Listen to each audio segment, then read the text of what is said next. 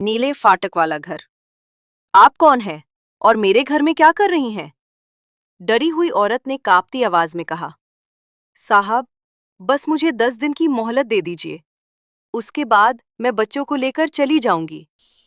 ये कहानी है अद्वैत राठौर की, एक सफल उद्योगपति जिसने अपनी दिवंगत पत्नी अनाया की यादों में खुद को दुनिया से अलग कर लिया था। दोपहर की तपती धूप में अद्वैत की सफेद फॉर्च्यूनर जब कच्चे रास्ते से गुजरती हुई नीलांचल हवेली के फाटक के सामने रुकी तो धूल का गुबार हवा में फैल गया। ये हवेली सिर्फ एक इमारत नहीं थी, ये अनाया का सपना थी।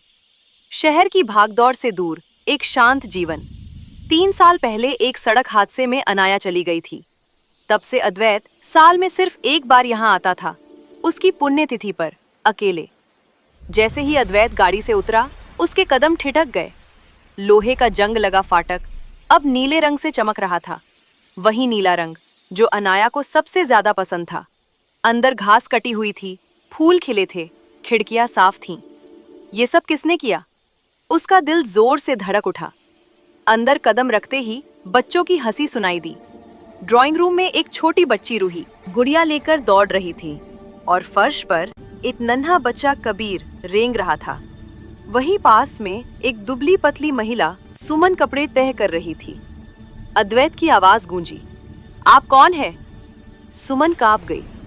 माफ कीजिए साहब, मैं सब बता देती हूँ। ये अवैध घुसपैठ है, मैं पुलिस बुला सकता हूँ। ये सुनते ही रूही माँ के पीछे छिप गई और कबीर रोने लगा। सुमन फूट फूट कर रो पड़ी।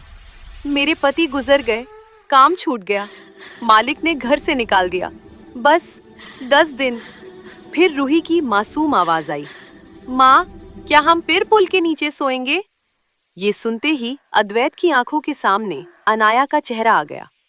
ठीक है, अद्वैत ने भारी आवाज में कहा, सिर्फ 10 दिन, लेकिन तुम पीछे के पुराने क्वार्टर में रहोगी।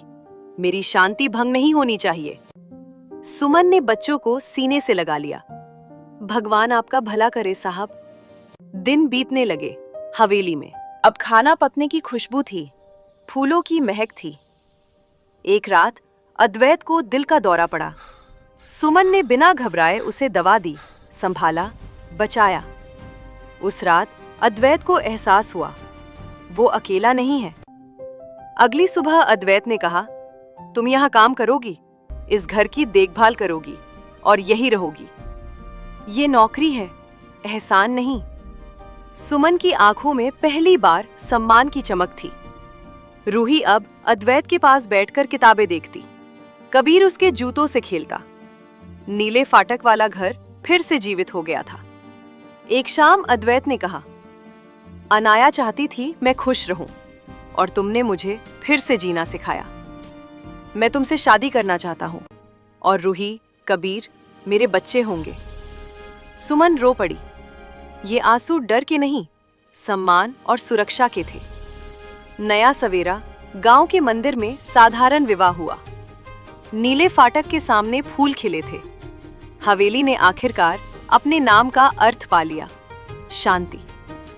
अगर कहानी से आपका दिल छू गया हो तो वीडियो को लाइक करके चैनल को सब्सक्राइब कर लें और कमेंट में बताएं कि आप कहां से देख रहे हैं। आगे इसी तरह की वीडियो हम आपके लिए लाते रहेंगे। जय हिंद।